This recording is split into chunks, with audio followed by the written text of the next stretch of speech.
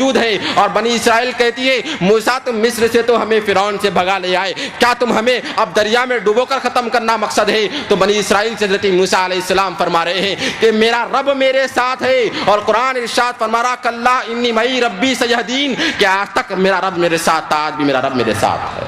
سبحان اللہ سبحان اللہ, نعرہ تکبیر. جب رب ساتھ ہے,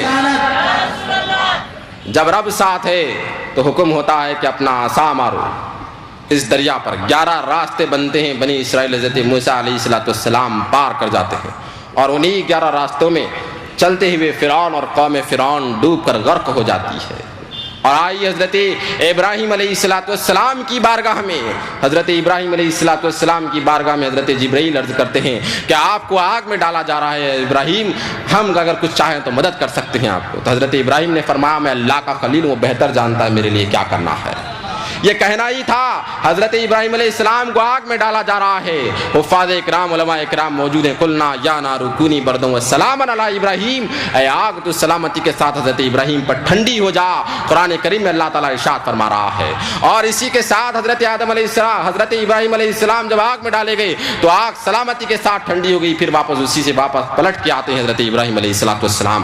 یہ خدا کے ہونے کا ثبوت ہے کہ جب خدا اس کے ساتھ ہوتا تو اسے کوئی مشکل و مصیبت نقصان نہیں پہنچا سکتی. اب آئیے میرے آقا علیہ السلام کی بارگاہ میں حضور پاک صلی اللہ علیہ وسلم حضرت ابوبکر صدیق رضی اللہ تعالیٰ عنہ کو لے کر مکے سے ہجرت کر کے مدینے کی طرف جا رہے ہیں, اور غار میں آرام کر رہے ہیں. کیا دیکھتے ہیں کفار مکہ کے جو ہے ان گھوڑوں کی نالوں کی آواز آ رہی ہے. حضرت ابوبکر صدیق رضی اللہ تعالیٰ عنہ حضور کی بارگاہ میں عرض کرتے ہیں کہ کفار مکہ یہاں تک آ چکے ہیں اور جو ہے جہاں تک پہنچ جائیں گے. اتنا کہنا ہی تھا. حضور نے فرمایا لا تحزن ان اللہ معنا, کہ ابو بکر تمہیں غمگین ہونے کی ضرورت نہیں, اللہ ہمارے ساتھ ہے. قرآن پاک کی آیت ہے لا تحزن ان اللہ معنا, کہ تمہیں غمگین ہونے کی ضرورت نہیں, اللہ تمہارے ساتھ, اللہ ہمارے ساتھ ہے. یہ کہنا یہ تھا کہ کبوتر انڈے بھی لا کے رکھ دیتا ہے, مکڑی جال بھی بن دیتی ہے. کفار مکہ پہنچتے اگر کوئی اس میں جاتا تو ان سب کو ختم کر کے جاتا, نکال کے جاتا. اب یہاں یہ بات سمجھ میں آ رہی کہ یہاں کوئی اندر نہیں ہے, چلو واپس چلتے ہیں. سبحان اللہ سبحان اللہ. یہ اللہ رب العزت کا کرم ہے کہ جسے جیسا بچانا چاہتا ویسا بچا لیتا ہے. حضرت غوث اعظم رضی اللہ تعالیٰ عنہ جنگل سے گزر رہے ہیں, بادل سایہ فگن ہوتا ہے اور یہ کہتا ہے شیطان کہ آج سے تجھ پر ہر حرام چیز کو میں نے تجھ پر حلال کر دیا ہے. حضرت غوث اعظم فرماتے لا حول ولا قوت الا باللہ العلی العظیم. سایہ فگن بادل ختم ہو گیا اور آواز آئی اے عبد القادر جیلانی آج تجھ کو تیرے علم نے بچا لیا. ارے جس علم نے شیطان کو نہیں بچایا وہ غوث اعظم کو کیا بچائے گا. جس علم نے شیطان کو نہیں بچا سکا. اب بات آئی حضرت غوث اعظم رضی اللہ تعالیٰ نے جب یہ الفاظ سنے کہ تیرے علم نے تجھ کو بچا لیا تو حضرت غوث اعظم فرماتے مجھ کو میرے علم نے نہیں میرے خدا نے بچا لیا. اور جس پر خدا کی نصرت ہوتی ہے, جس پر خدا کی رحمت ہوتی ہے, اسے اللہ رب العزت اپنے اندر رکھتا ہے, اسے بچاتا ہے. اور جو اس کے باہر ہو جاتا ہے تو اسے اللہ رب بارگاہ جو ہے اپنے بارگاہ سے رجیم کر دیتا ہے, تو وہ شیطان بن جاتا ہے. غوث اعظم رضی اللہ تعالیٰ عنہ اکیلے چل رہے تھے, جنگل میں کوئی موجود نہیں تھا, اس کے باوجود یہ کہہ رہے ہیں کہ اللہ میرے ساتھ ہے.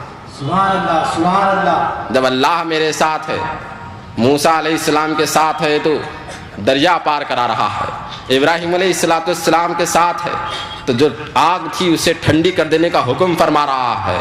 تو کہیں حضور علیہ السلام کے ساتھ جب اللہ رب العزت ہے تو لا تحزن ان اللہ معنا فرما رہا ہے, اور وہی غوث اعظم رضی اللہ تعالیٰ عنہ کے ساتھ ہے. تو یہ عرض کرنا ہے کہ جہاں کہیں بھی رہو اللہ رب العزت کے ساتھ ہونے کا تصور رکھو تو وہ کبھی گناہ نہیں کر سکتا, اور جب گناہ نہیں کر سکتا تو اللہ رب العزت کی بارگاہ میں توبہ ان گناہوں کی کرتے رہے, وہ نہ انجانے میں جو ہو جاتی ہیں اس گناہوں کی توبہ کرتے رہے. اب اگر وہ جان چکا کہ اللہ رب العزت میرے ساتھ ہے تو وہ کبھی گناہ نہیں کر سکتا.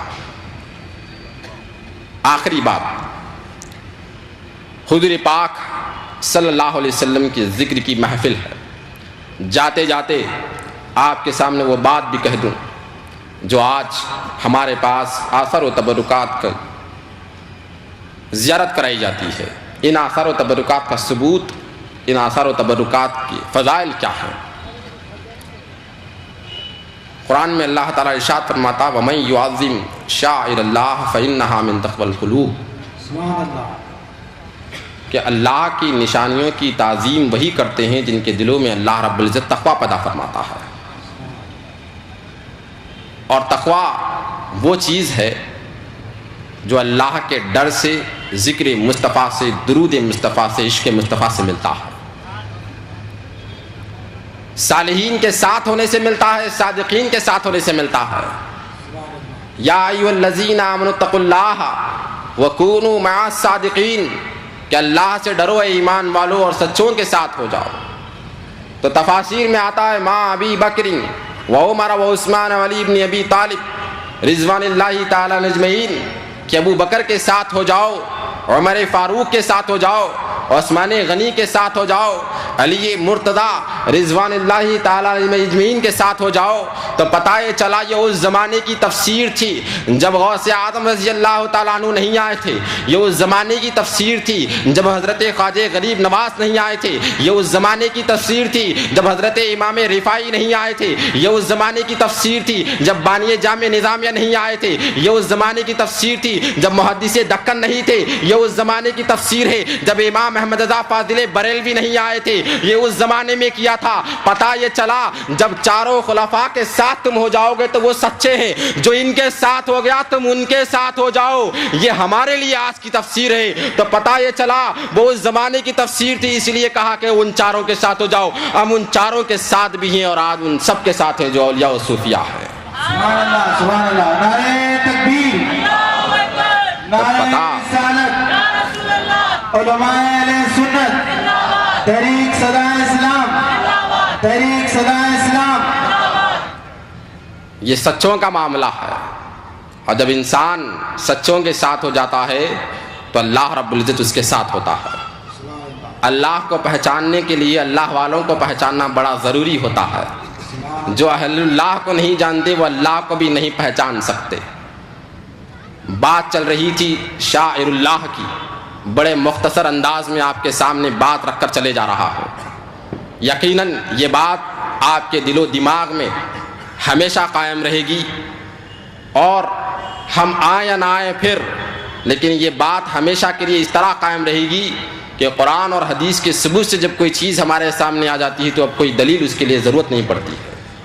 اللہ رب العزت شاعر اللہ کے بارے میں فرما رہا ہے، ذرا غور طلب بات ہے، توجہ چاہوں گا آپ سامعین حضرات کا، کہ جو اللہ رب العزت اگر کوئی کام کرے تو وہ اللہ رب العزت اپنی طرف منسوب کرنا چاہیے تھا۔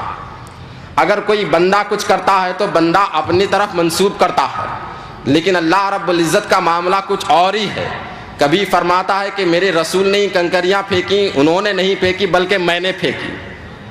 جی وما رمیت اذ رمیت ولکن اللہ رما فرما رہا ہے کہ یقیناً تم نہیں پھینکا، پھر کہا وما رمیت آپ نے نہیں پھینکا ولکن اللہ رما، کہ اللہ رب العزت نے ہی پھینکا۔ قرآن کی آیات ہے، اور پتہ چلا کبھی رسول کے عمل کو اپنا عمل کہہ رہا ہے تو کہیں آپ یہ بھی دیکھ لیجئے کہ صفا و مروہ کی پہاڑیاں جو اللہ کی نشانیاں ہیں، اس پر اللہ نہیں دوڑ رہا تھا، اللہ نے صحیح نہیں کی تھی، کسی عبادت کے غرض سے نہیں کیا گیا تھا، اس کے باوجود اللہ رب العزت قرآن کریم میں ارشاد فرما رہا ہے ان الصفا والمروہ من شعائر اللہ، کہ صفا و مروہ کی پہاڑیاں اللہ کی نشانیاں ہیں۔ اور حضرت حاجرہ رضی اللہ تعالیٰ عنہ نے جو یہاں دوڑ لگائی تھی، یہاں جو صحیح کی تھی عبادت کے غرض سے نہیں لگائی تھی، حج و عمرہ کی غرض سے نہیں لگائی تھی، اپنے لخت جگر کو پانی پلانے کی غرض سے لگائی تھی۔ جب اہل اللہ کا قدم مبارک لگ گیا وہاں پر تو اللہ رب العزت سے اپنی نشانیاں کہہ رہا ہے کہ ان الصفا والمروہ من شعائر اللہ۔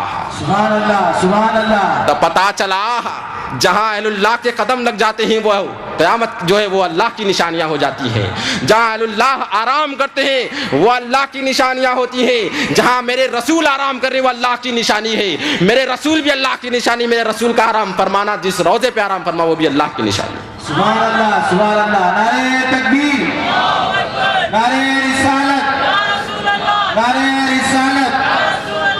یہ بات میں نہیں کہہ رہا ہوں، قرآن کہہ رہا ہے ان الصفا والمروہ من شعائر اللہ، کہ میری نشانیاں ہیں۔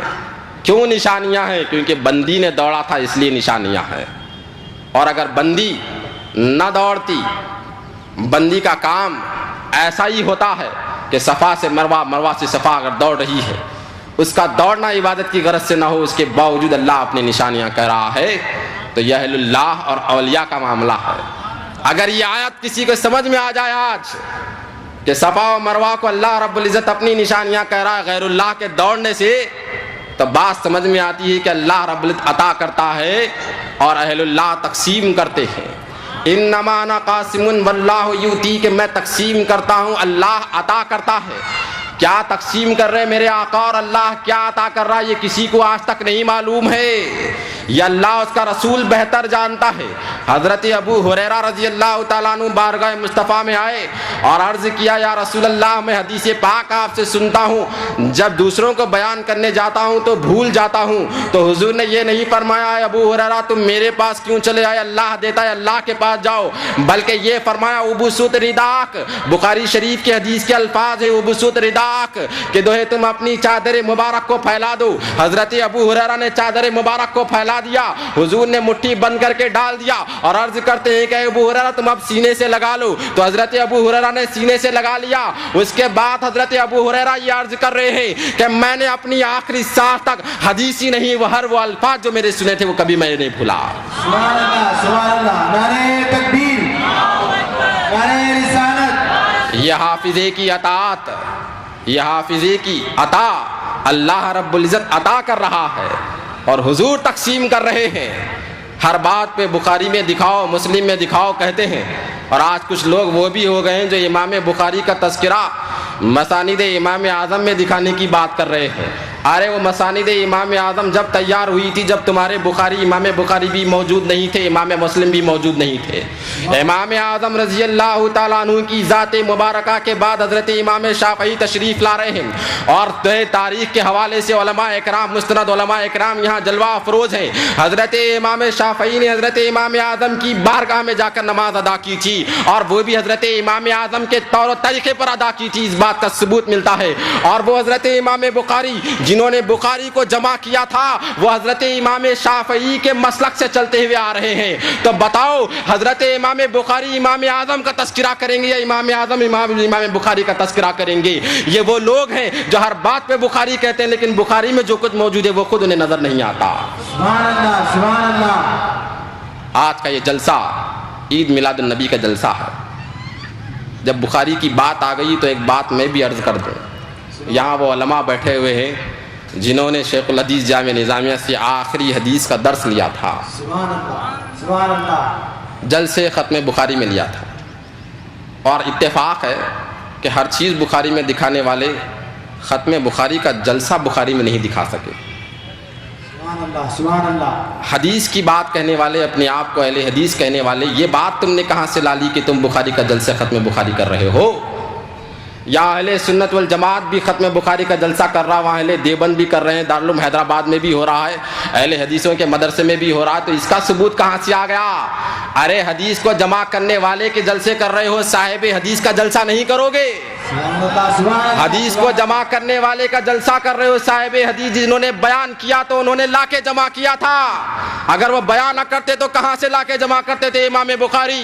جب امام بخاری کی شان میں جلسے ختم بخاری ان کی کتاب کی ختم پہ جب کرتے ہو تو میرے آقا کے آنے کی ولادت کی خوشی میں بھی جلسے منایا کرو، تب تمہارے ایمان کی مضبوطی ہوگی۔